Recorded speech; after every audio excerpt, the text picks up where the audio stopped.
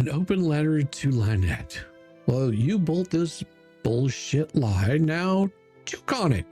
Lynette, this letter you sent to the court, well, it's not a legal filing.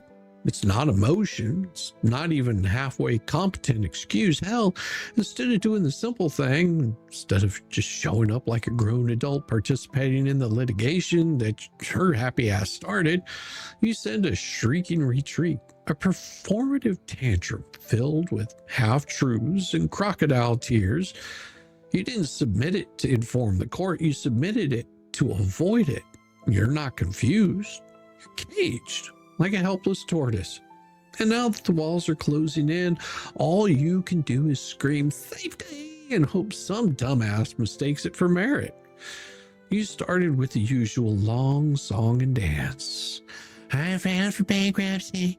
There's a stay. I'm scared. I'm overwhelmed. My child fell down. But your bankruptcy was dismissed. The stay is dead. You know that. You had your federal lawyer file a motion to reinstate it on September 3rd. You know it's scheduled to be heard on October 7th, and until then, your federal shield doesn't exist. It's poof, gone.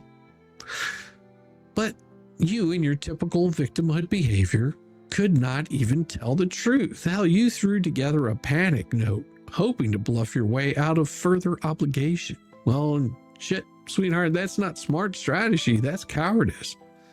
Expected from someone who would not know the truth if it slapped her upside the head like a wet noodle, but still coward. And what was your reason for this? Oh, Jeremy Hales made a video.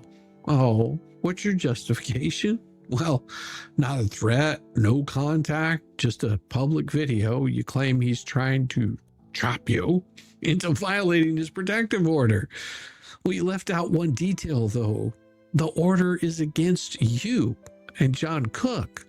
You weren't set up. You weren't framed. You paid for that order. You earned it. And now you're afraid that showing up in person might actually put you close enough to violate it because deep down that you know that you've been crossing that line multiple times already. You say you're too afraid to leave your daughter alone with John Cook. I wonder why.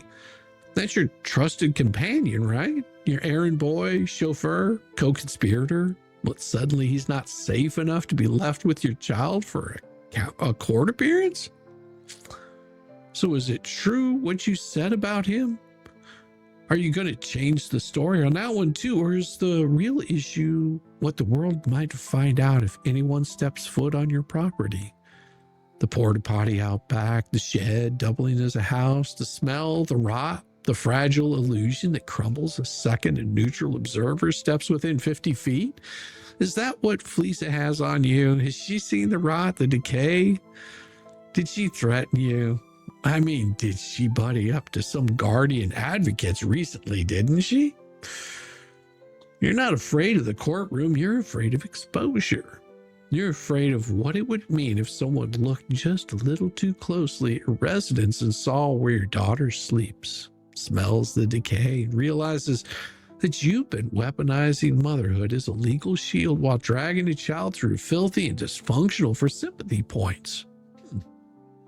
Speaking of the people who helped you get into this mess, where's Bubbles? You know, the idiot that was all about defending poor Lynette?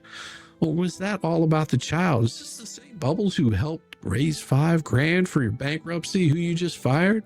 The one whose name was stamped all over your pleadings, your planning, your entire strategy? Did you find out that he really was not interested in you at all? You ditched him, or was it him ditching you? That story seems to get changed depending on who's telling the story. Was it when he got added as a defendant in Fed Case 2, when he started facing sanctions in Fed Case 1, when he finally was drawing some attention that it was possible he may have been a ghostwriter for Garbage Motions, that he was the one orchestrating the thumbnail case?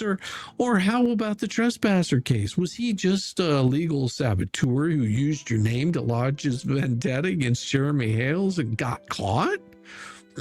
Wonder where is he now? Hiding? Running? Protecting himself, not you, because That's who he's always served, is himself.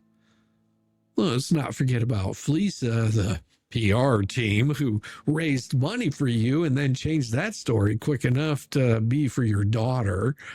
Well, who framed all as a noble cause, save the struggling mother while exploiting your child's name to squeeze cash out of gullible donors? Where's she gone now? She's gone silent on you, a little absent, probably still scraping together the last of your sympathy points to line her own pockets, but nowhere to be found when those subpoenas fly.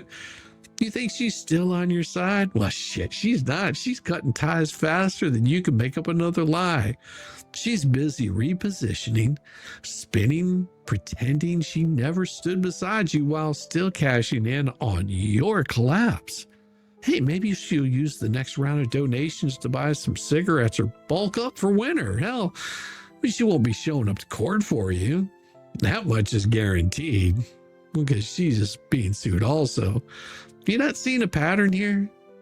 Seems a little odd that there's all these people that started out helping you have started focusing in on a child. Does that not seem a little strange to you, Lynette? I mean, how does it feel that they're out grifting on you, on your grift? You claim you were left behind when Scott Stark died, but hell, he didn't leave you. You used him until he couldn't be used anymore. Then when the court asked who was still representing you, you sent a rambling, erratic letter instead of hiring proper counsel. Unless, of course, you feel the federal attorney you already have who's perfectly capable of filing motions when the outcome benefits you. You're not a helpless woman. You're not lost. You're not even particularly confused. You're just screwed. You've run out of cover. You've run out of conspirators, and you're running out of time. Look at you. You're trying to buy another delay in a case that you started, hoping to stall the court just one more time. So go ahead. Hide behind your daughter. Wave her around like a holy relic. She is your courtroom exemption pass. Say she's too fragile, too sick, too dependent, anything to keep from having to answer. You've been doing this your entire life. Hell, blame your dead lawyer. He can't talk. Hell, he can't defend himself. He can't say what you knew and when you knew it. Hell, keep pretending the stay is active. Repeat it like a mantra. I failed my bankruptcy. I failed my bankruptcy. I failed my bankruptcy. Oh my. Maybe if you say it enough, the court won't forget to check the docket and find that it's not even active anymore. No, keep hiding behind another lie. Your weapon of choice when real accountability shows up, because let's face it, Lynette, you're not running from the case. You're running from the fire that you and your co-conspirators created. And guess what? Their happy asses left you high and dry. Shit, you wanted to take down Jeremy? Hell, you helped them coordinate a lawsuit campaign. You weaponized the system. You claimed you were bullied, harassed, victimized, all while posting, filing, accusing, and orchestrating it from the background. And that's your name on the docket. That's how your ass is expected in that courtroom. Now it's your lies, your contradictions, your choices that the judge wants explained, and suddenly you're scared? The truth is, you were never the brave one. You weren't the whistleblower. You weren't the survivor. You were the useful idiot for people with vendettas. And when they're done using you, they moved on. Left you holding the matchbook and the gasoline. So go ahead, cry now, stall, run. Everyone knows the stay is dead. Your team abandoned you. Your strategy failed. And the only thing left is you, standing on a pile of your own burned credibility, holding a crap in a bucket instead of an answer. The court asked for your appearance to explain, to look at the judge in the eye, be accountable, and provide an answer for your own actions. Well, let's see if you still have enough spine left to show up. At this point, shit, I doubt it. Shizzywhiznut, legal badger of doom, disappointer of grifters, and guardian of the receipts. And I'm going to continue to mock you. more time.